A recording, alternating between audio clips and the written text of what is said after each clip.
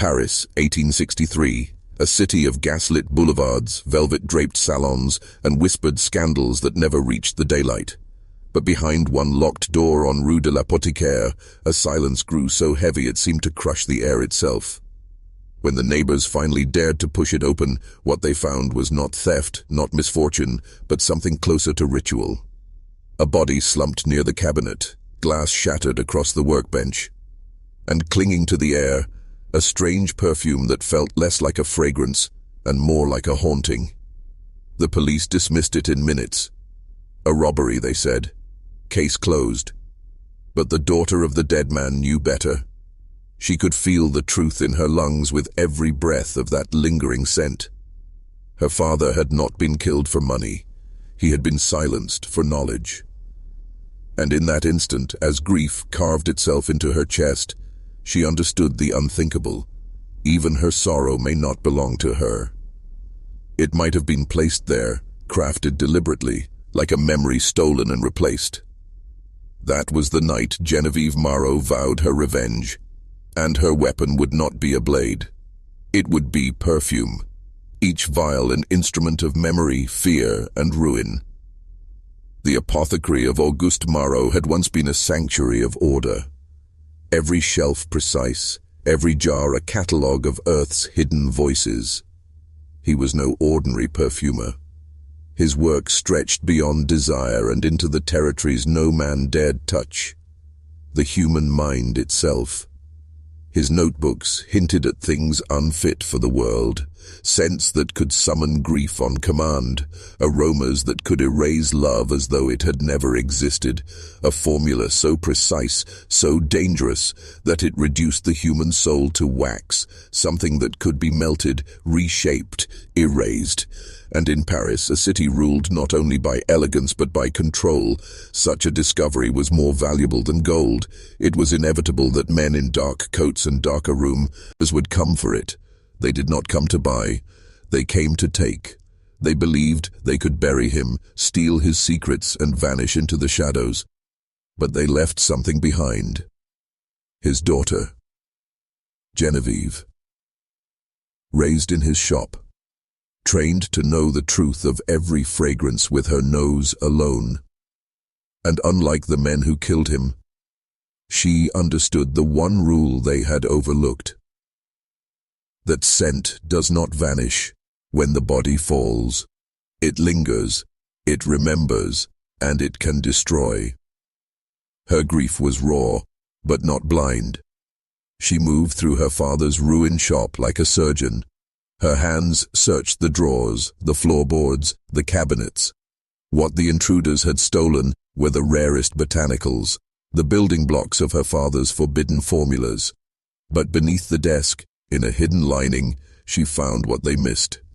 Scraps of notes, hurried, broken, as though written in terror. They spoke of the amygdala, the limbic system, memory intrusion. They were not recipes for beauty. They were blueprints for control. And as she read them by lantern light, her breath caught. One line shattered her world forever. A scent can summon a memory, a scent can erase one, a scent can replace one. Her father had discovered the key to the mind itself.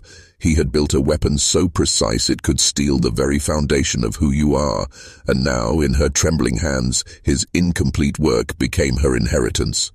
But inheritance is not safety. It is a burden. And the men who killed Auguste Marot had not finished their work. They would come again, to silence her, to ensure the last piece of the formula vanished into the dark with her name.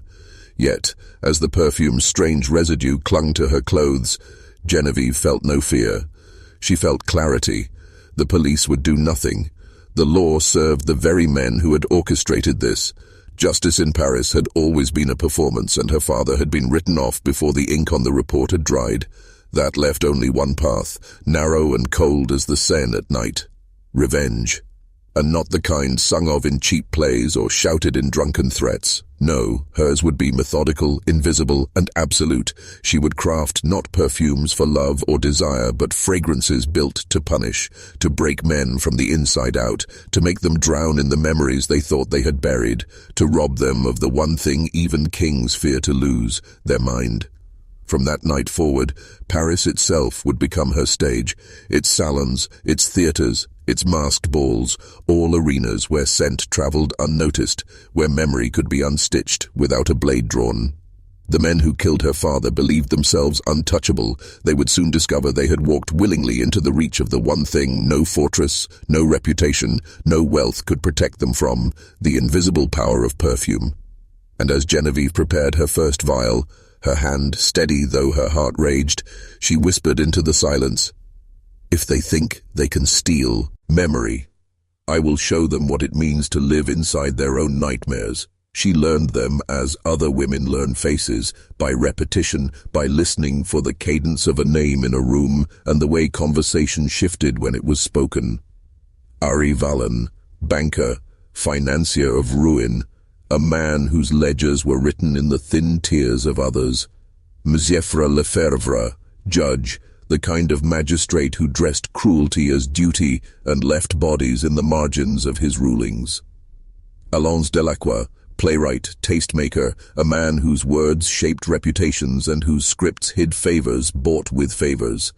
And above them all, Count Émile d'Artois, patron of the arts, whisperer to ministers, the kind of aristocrat who bent laws with a glance and erased names from lists with a shrug. They called themselves friends, the city called them pillars. In private they called the nights their laboratory. Genevieve did not rush. Revenge is an art, and art requires patience. She watched them the way a storm watches a shoreline, long enough to learn the weaknesses carved by time and secrecy. She visited salons not as a perfumer seeking praise, but as a surgeon mapping veins. She memorized habits. Valen's nervous hand when conversation touched charity. Lefebvre's tremor whenever the word safety surfaced near prison reports. Delacroix's restless attention to applause. D'Artois' disdain for anyone who could not be bought. Each man carried a wound disguised as dignity. Her father's notes had given her the scalpel. Paris would supply the opening. Her first vial was made to be a judgment, not a killing. She would not throw men into the gutter to be trampled. She would leave them to drown in their own reflection. For Valen she chose heliotrope, its soft, powdery sweetness, a smell that smelled of nurseries and lullabies, then layered it with bitter almond, an undertone sharp enough to split memory into shards and finish it with a resin that her father had once labeled the scent of absence. The formula did not seduce, it inflicted. When Valen inhaled it, the perfume reached past the surface and struck at the place where regret sits like a stone in the chest. It made memory rise like a cry. Valen was human, and his vanity was a door left ajar. At his dinner parties he loved the theatre of presentation, gilded cutlery, peacocks of guests. And he had a habit of displaying gifts, the kind men accept to learn who admires them. Genevieve slipped into his world like mist. She wore the right dress, laughed at the right moments, and let the servants mistake her for an admirer. The night she placed the velvet pouch into his coat pocket, she felt no thrill of malice, only the cold, clean focus of someone who knows what must be done. When the vial broke on marble and Valen's voice cracked, the room moved like a struck animal. His confession was not coerced. It poured from him as though the scent had pried the lock on a chest and set his secrets free. He uttered the name of a child he had abandoned, the same name he had never spoken in public, and the effect was merciless. Paris punished weakness. His name, once spoken only in approval, became a source of whispered contempt. He did not die. He was made smaller.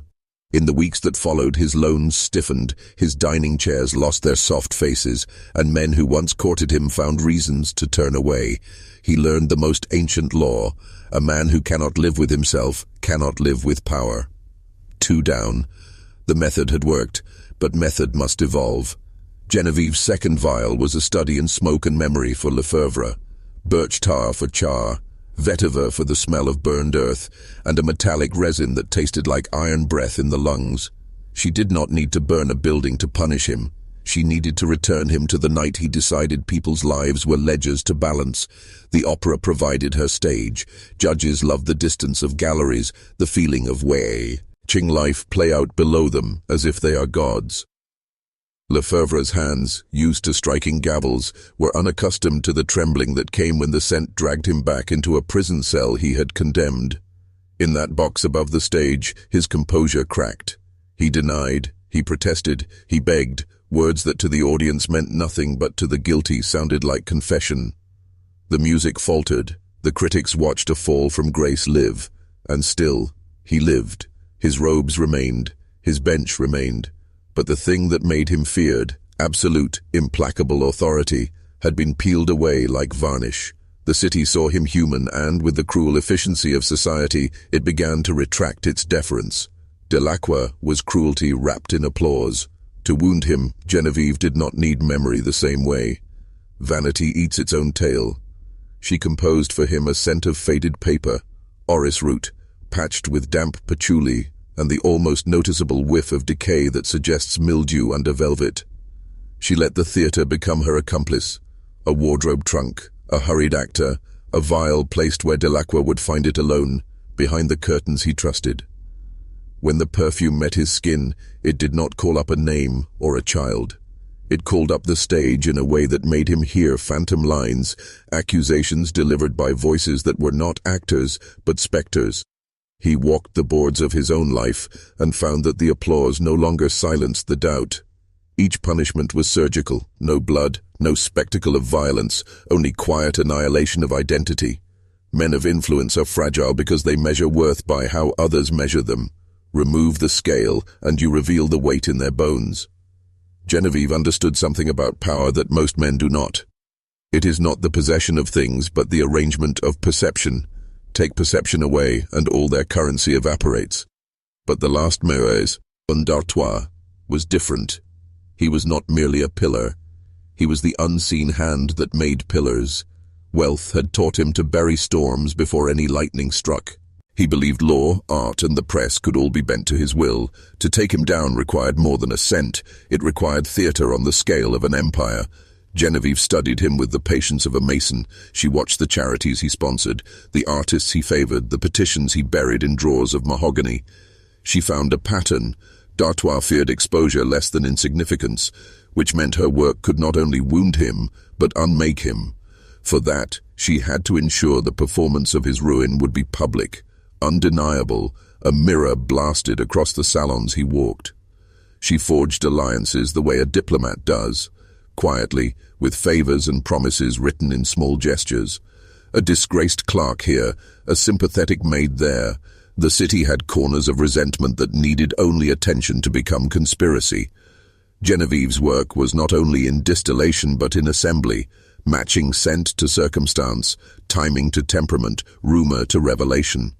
The men who had stolen her father's research thought themselves invulnerable because their crimes were perfumed with luxury. They did not understand that luxury has blind spots, that the very things that make men comfortable, servants, lovers, sycophants, are also the easiest holes in their armor. By the time she stood to strike at D'Artois, she had crafted a dozen vials, each tuned to a particular nerve. She had turned salons into laboratories and parties into tribunals, and in the quiet between each strike, she learned the thing that every man in power refuses to admit. The mind is not an immutable fortress. It is porous, deceptive, and, once understood, ruinously intimate. What she had inherited from Auguste Marot was not simply a formula, it was the knowledge that the self could be plucked like a string, that memory could be tuned and detuned until the song a man heard was no longer his. This was not entertainment, this was instruction. The city that had once swallowed her father's death whole was about to choke on the truth. And as Genevieve watched the first dominoes fall, reputations cracking like aged plaster, she felt an unfamiliar thing that had nothing to do with victory, the burden of knowing what she had become. She had wanted justice. But justice, when crafted with the hands of knowledge, brings with it a mirror that will show you the same darkness you inflicted on others. She kept moving, because there was no turning back. The night was full of work, and the vials waited like questions that demanded answers. Paris thrived on masks. Behind velvet curtains, beneath gilded chandeliers, the city's elite performed their roles with rehearsed grace. Count Émile d'Artois played his role better than any, patron, philanthropist, host of salons where ministers and artists brushed shoulders and where whispers carried more weight than decrees. But beneath his charm was a spine of steel and ice. If Vallon fed on misery, if Lefebvre silenced justice, if Delacroix craved applause, d'Artois authored the stage itself. His hand reached into every pocket, his name written into laws no one admitted were tailored for him. For Genevieve, he was not simply the final target. He was the heart of the rot, the man whose power reached beyond reputation into permanence. To strike him required not only science, not only subtlety, but a spectacle that would leave the city gasping. She studied him with patience that bordered on obsession. At banquets, she observed the way he accepted compliments with the calm of a man who believed he had earned the right to shape nations. At galleries, she noticed his preference for portraits of kings and conquerors, men whose eyes seemed to claim eternity. He had built an identity so tall it cast shadows on everything beneath him. Genevieve realized something chilling. While the other men carried guilt, d'Artois carried no shame. His weakness was not the past. It was the fear that one day history would forget him, so she designed not a perfume but an erasure. Her father's notes had hinted at it, combinations that could strip a memory clean, leaving only silence where once there was weight. The task was dangerous. Too strong and the mind collapsed entirely, too weak and the subject merely grew disoriented. But Genevieve was no longer an apprentice. She had refined the craft through vengeance. For d'Artois, she chose a foundation of frankincense, sacred and commanding, a scent associated with worship and permanence. Over it she layered the hollow sweetness of coumarin, fragile and transient, a reminder of how quickly beauty fades. The final note was the most dangerous of all, an extract her father had warned against, distilled from the rarest orchid, said to carry the power of absence itself. In small doses, it erased the edges of memory. In larger ones, it devoured the entire canvas. The vial was not built to torment him with guilt, nor to resurrect past crimes. It was built to make him vanish from himself, to dissolve his name, his image, his certainty, until he was a stranger even in his own reflection. Death would have been mercy. She intended something worse, irrelevance. But to deliver the vial, she needed the perfect stage. D'Artois was careful. He did not inhale strange gifts like Vallon, nor wander into careless curiosities like Lefebvre. His life was curated, every interaction filtered through layers of servants, guards, and secrecy. Genevieve realized she could not strike from the shadows. She would have to step into the light, into his world, and place the scent before him in such a way that he would choose it himself. The chance came with the annual masquerade at the Palais Garnier. D'Artois was its quiet architect, the unseen hand funding the chandeliers and orchestrating the guest lees. Every year Paris arrived masked, eager to shed their identities under veils of silk, and every year d'Artois unmasked them in private, adding their secrets to his arsenal. Genevieve would not enter as herself. She would enter as a ghost. She chose her disguise carefully, a mask of white porcelain, robes of muted silver, perfume so subtle it whispered instead of shouted. Unlike the jeweled extravagance of the crowd, she was an absence, a shadow among peacocks. In a world obsessed with being noticed, invisibility was the sharpest blade. D'Artois noticed her precisely because she did not compete. He approached, curiosity piqued, asking who she was, to whom she belonged. She answered with silence, only the faintest bow. And then she offered him the vial, not as a gift, but as a challenge, a token that suggested power greater than his own. Men like d'Artois could not resist proof of control. They needed to dominate even mystery. He unsealed it at the height of the night when music swelled and masks glittered under chandeliers. Guests leaned close, expecting exotic luxury. What spilled instead was absence, a perfume that began with majesty, frankincense lifting the heart, commanding reverence. Then the sweetness of coumarin, brittle as sugared glass, already beginning to fracture. And then silence. A scent that was not a scent, a void that swallowed itself. Witnesses said his face drained of certainty.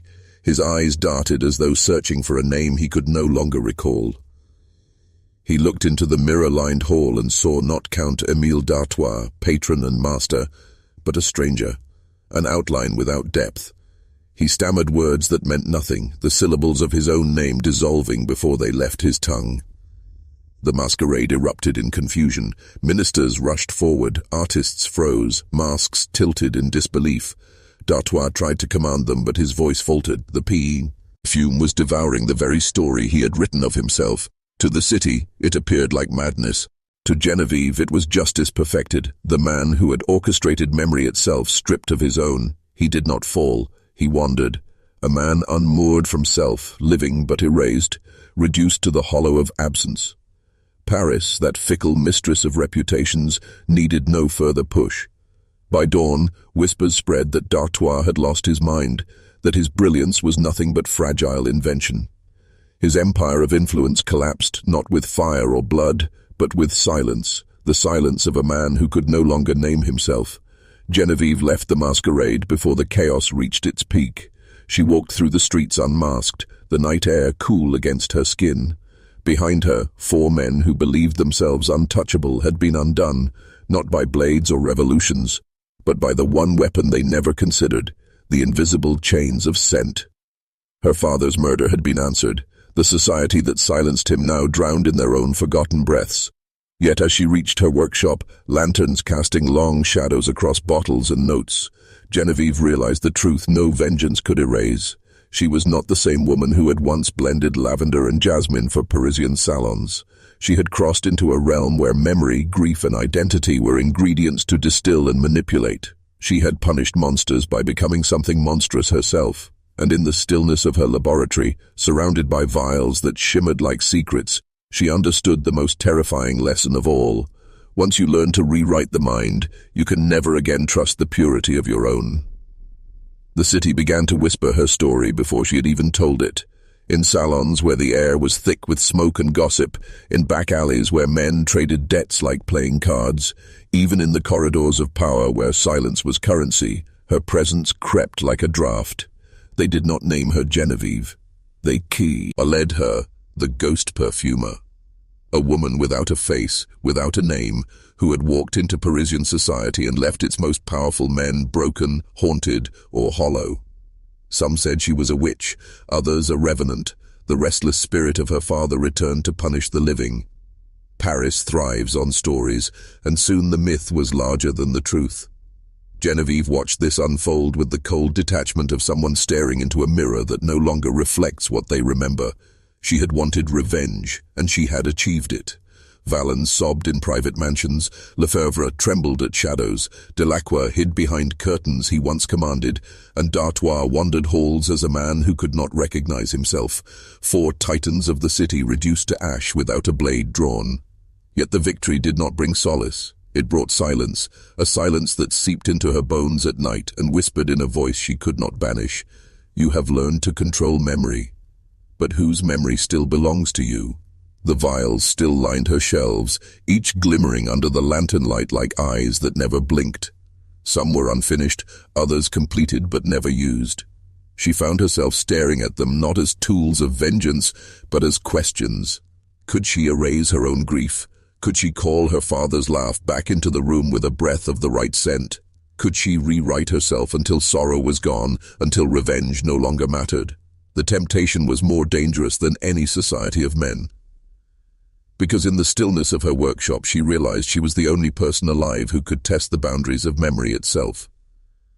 Paris continued as though nothing had happened. The poor still starved. The rich still drank champagne. Newspapers printed polite lies about illness, fatigue, and retirement to explain the collapses of men who once ruled the city. But beneath the printed words, the people felt the shift, authority trembled, masks cracked. The city's confidence in its masters was eroding, one perfume at a time, and while Genevieve had orchestrated their downfall, she began to understand the scale of what she held. This was no longer about her father's killers, this was about power itself. She possessed the ability to bend entire populations if she chose, to build empires of obedience on nothing but fragrance. That thought terrified her more than grief ever had. Because power does not sleep once woken. It demands. and Paris was beginning to demand her. Late one evening, as rain slicked the cobblestones outside, Genevieve found a letter slipped under her door. No signature, no seal, only a single line written in ink that bled slightly into the parchment. The society was not destroyed, it was replaced. We have been watching you. Her heart did not race, it slowed. The words confirmed what she already suspected, that the men she punished were not anomalies, but symptoms. The disease of control ran deeper than 4 names, deeper than Paris, deeper perhaps than nations. And now, they knew her. Or rather, they knew the ghost perfumer. They would not kill her. They would not even expose her. They wanted her. To them, she was no longer an enemy. She was an asset. It was then she understood the second truth of forbidden knowledge. Once you reveal it to the world, you cannot contain where it flows. Her father had died believing he could bury his discovery in drawers and false linings. Genevieve had weaponized it in the name of vengeance, and now others, hungrier, colder, less bound by grief, would build upon it. She had opened the cage. The beast was loose. She pressed her hands against her workbench, the bottles trembling slightly as though even glass understood the weight of what was coming.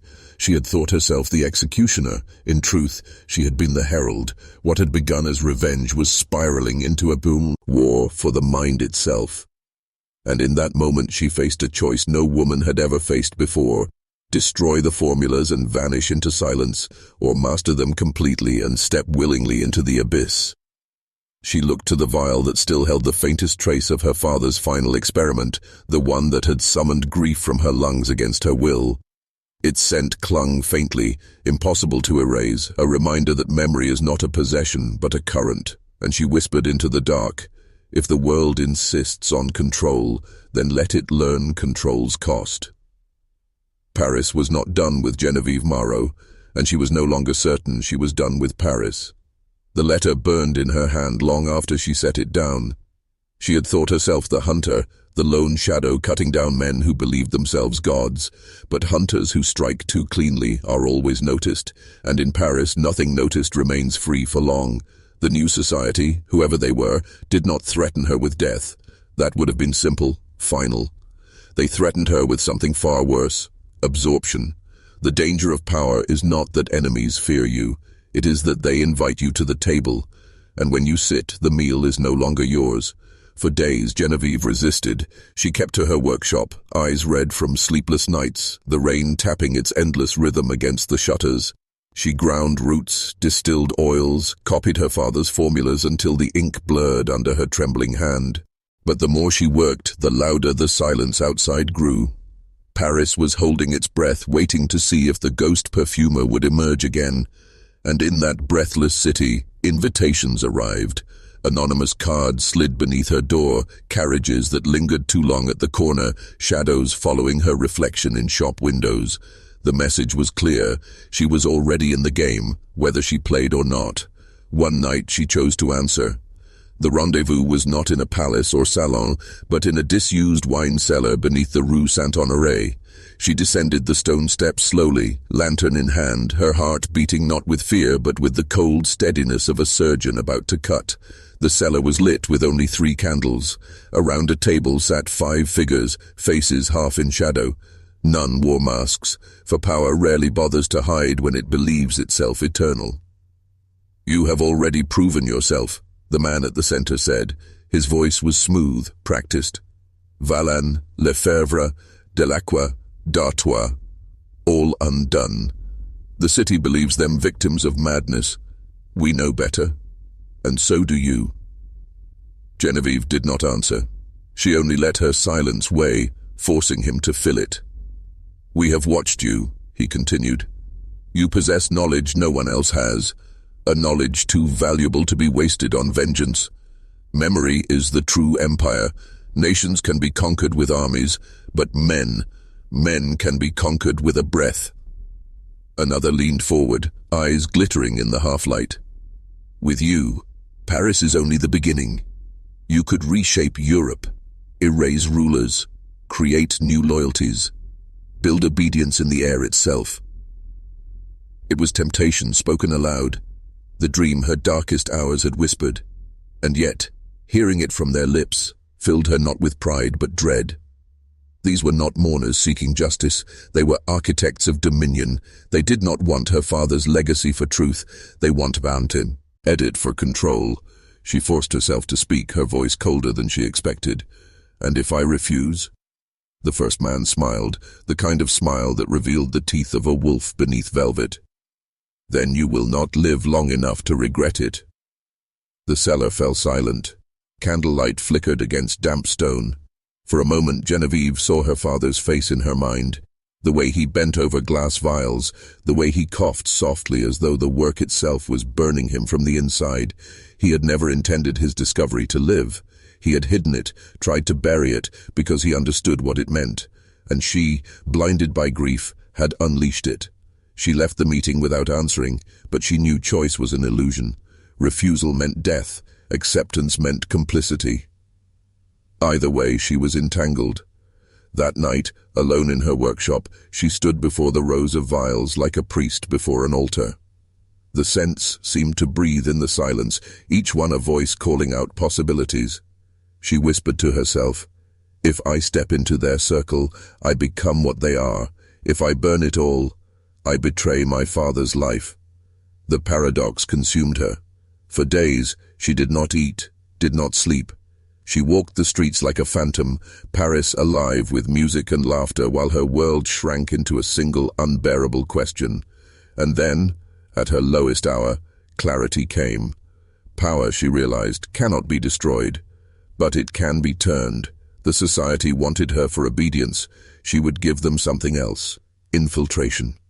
She would walk into their circle not as a disciple, but as a poison. She would let them believe she was theirs, even as she dismantled them from within. But that meant surrendering something of herself. To fight them with their own methods, she would have to cross the line completely. No longer the daughter of an apothecary, no longer Genevieve Marrow. She would become the ghost, too. Hay already believed her to be, and once that mask was worn, she feared it could never be removed. In the dim light of her workshop, she raised a vial, her father's last, the one that carried grief like smoke. She opened it and inhaled, letting sorrow burn her throat raw, anchoring her in memory one final time. Then she whispered to the silence, "If they want the ghost, then the ghost is what they shall have." And so the Perfumer's Revenge transformed into something darker, something larger. Paris had been her battlefield, now the stage was the world. The transformation began not with a blade, but with a mask. Not porcelain, not silk. This one was invisible, woven of silence, patience, and the surrender of her name. Genevieve Marrow was dead. The ghost perfumer walked in her place. The society welcomed her as though she had always been theirs. They gave her no ceremony, no oath. Power rarely requires theatrics. It requires utility. Her seat at the table was proof enough that she had value. In darkened rooms where maps of Europe were unrolled like hunting grounds, she listened as they spoke of kings and ministers the way others speak of servants. They believed armies to be blunt instruments. Influence was subtler, cleaner. And memory was the purest blade.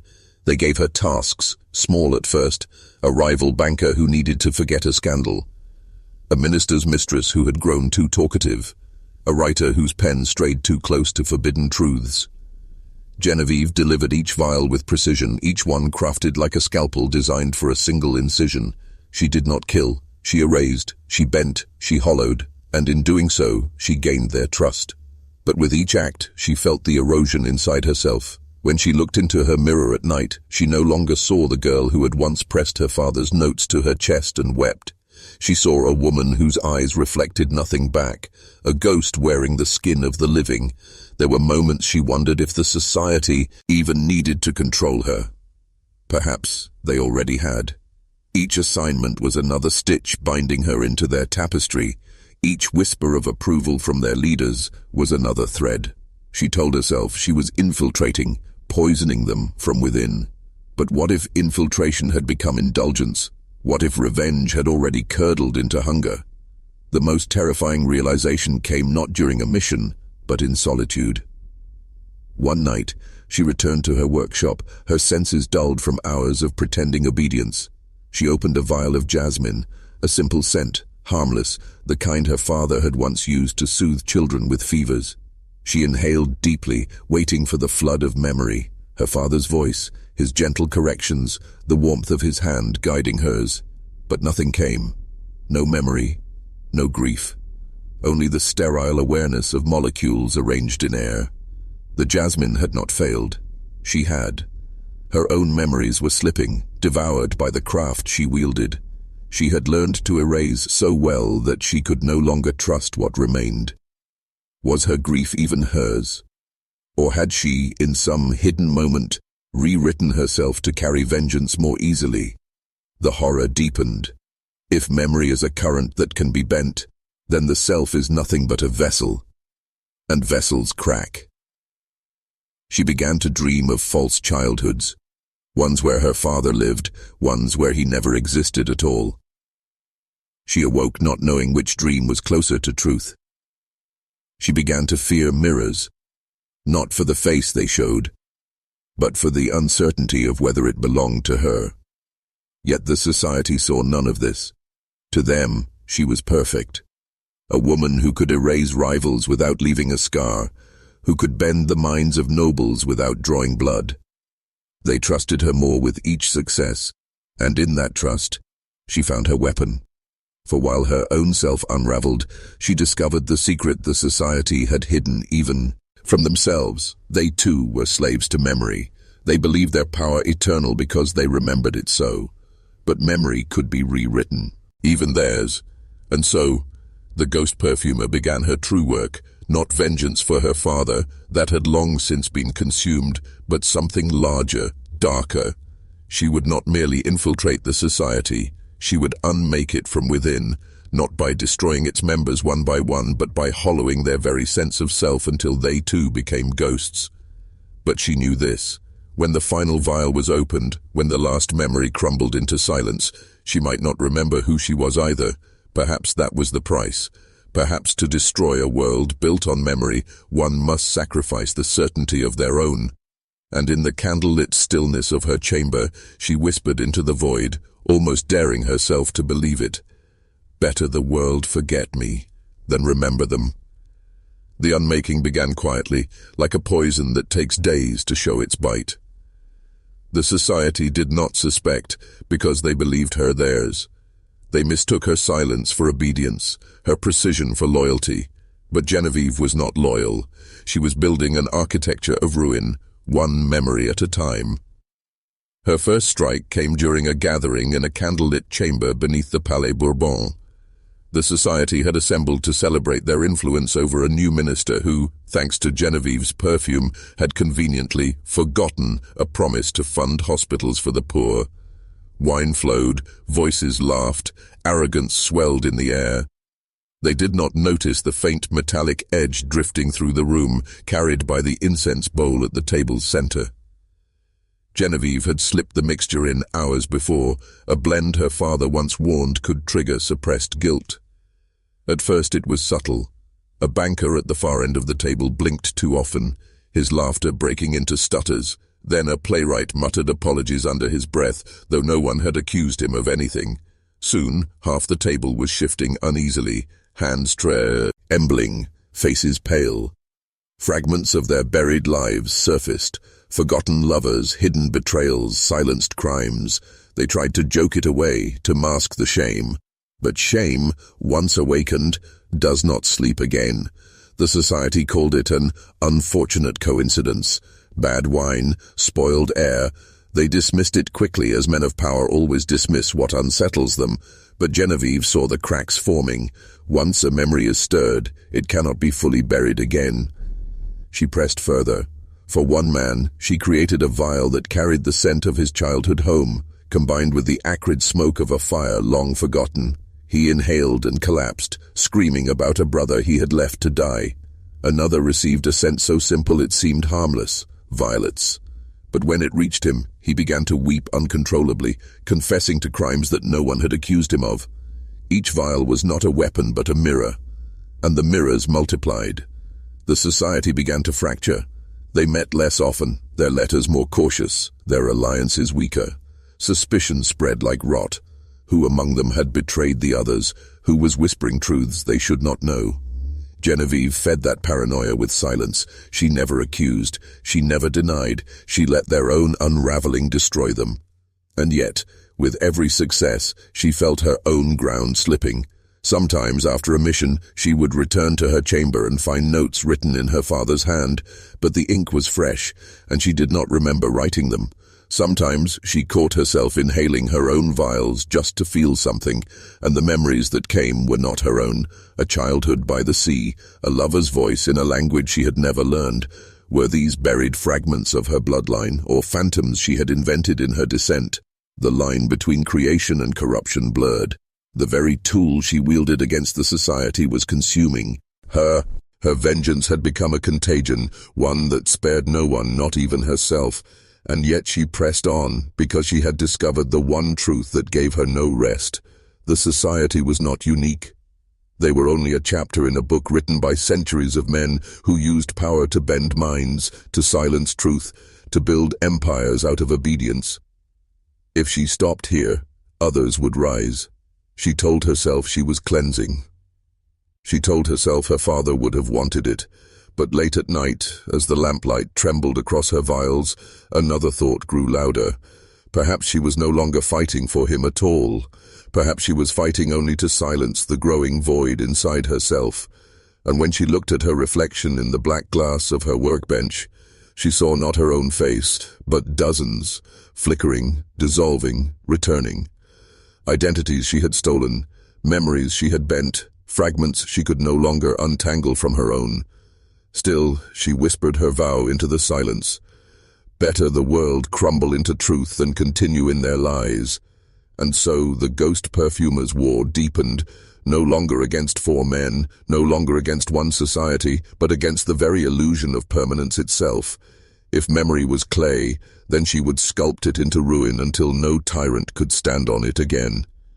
Even if it meant she herself vanished in the process. It began with whispers in drawing rooms, then spread into the halls of Parliament, the theatres, the salons, and finally into the very streets of Paris. At first no one understood what was happening. Ministers forgot their own decrees mid-sentence. Bankers wept in meetings over debts decades old. A famed actress collapsed on stage, sobbing over a child she had never born. Judges reversed rulings without reason, their minds consumed by memories no one else could see. The city, so proud, so rational, so carefully balanced on reputation and control, was unraveling. Genevieve had not meant for it to spread this far. At least, that is what she told herself. She had begun with precision, with scalpel strikes at the throats of the powerful. But power does not bleed quietly.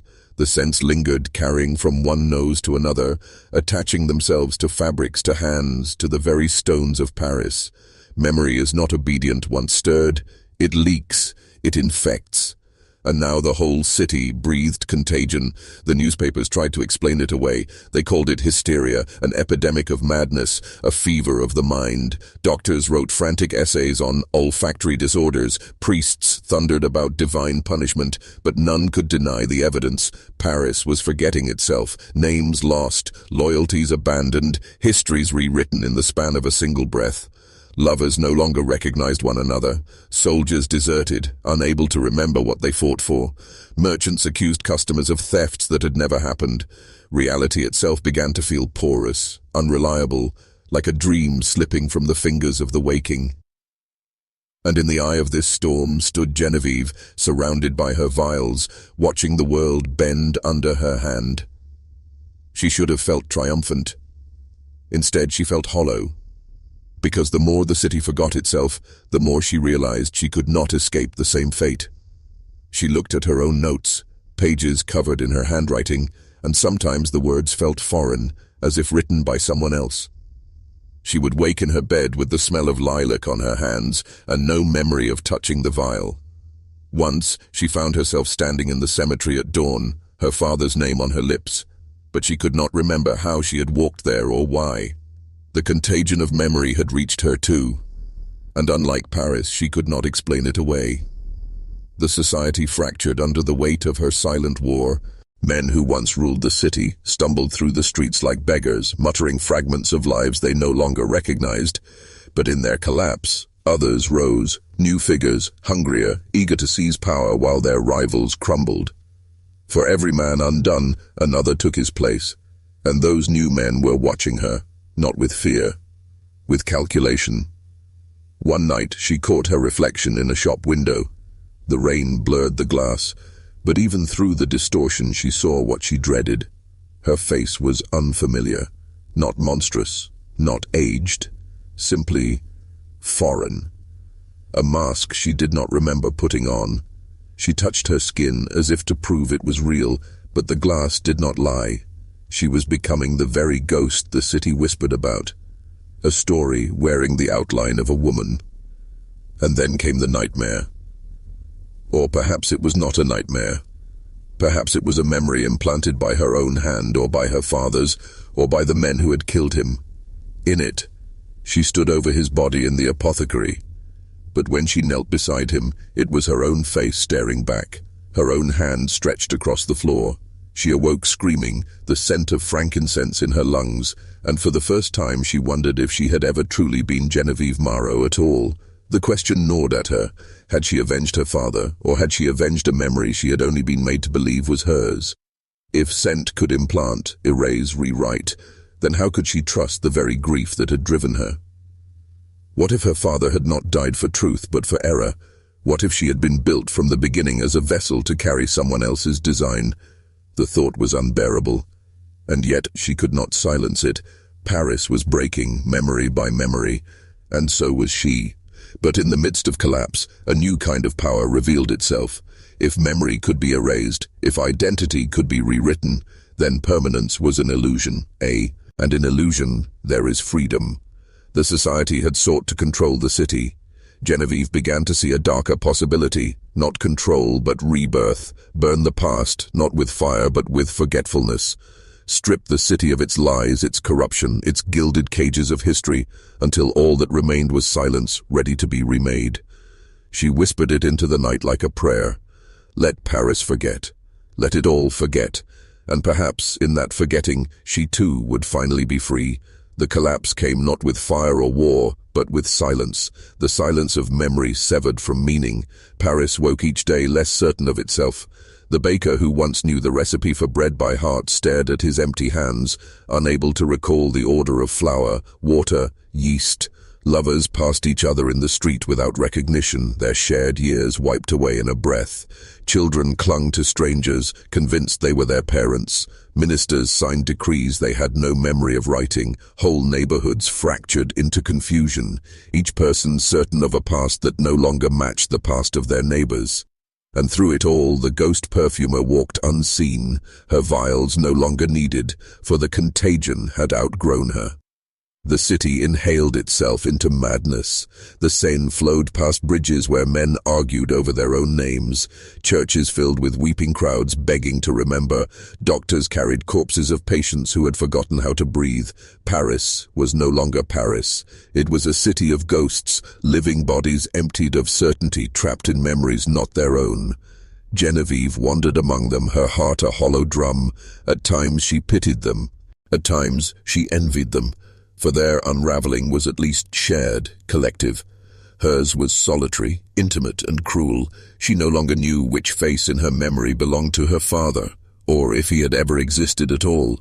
Some days she recalled him teaching her the difference between lavender and spike, his hand steady, his cough soft. Other days she saw herself in his place, bending over the vials, whispering lessons to a daughter that may never have lived. Which memory was true? Or were they all fabrications born of her own experiments, fragments stitched together by a mind too fractured to tell truth from invention? She stood one evening in the ruined apothecary, the very place where the first vial had shattered. Dust coated the shelves. The faint scent of grief still lingered, though it might have been her imagination.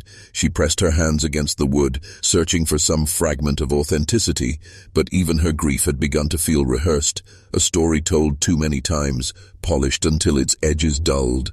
What if vengeance itself was only an implanted memory? The thought struck her like lightning. What if her father's murder was not the origin but the script? What if she had been built as an experiment, his experiment or theirs? A vessel designed to test the limits of olfactory dominion? The silence of the shop seemed to agree, echoing with the weight of her doubt. She staggered into the street, the city swirling around her in fractured pieces. A man knelt in the mud, clutching his head, screaming that he remembered 3 different lives at once. A woman stood at the fountain, repeating the name of a husband no one else could confirm had ever lived. Genevieve felt their desperation rise inside her until she could no longer separate her own identity from theirs. Her memories dissolved into theirs, theirs into hers. Paris itself became her reflection, broken, unstable, devouring itself with questions no one could answer. That night she dreamed, or perhaps lived, an impossible memory. She was a child, but not in Paris.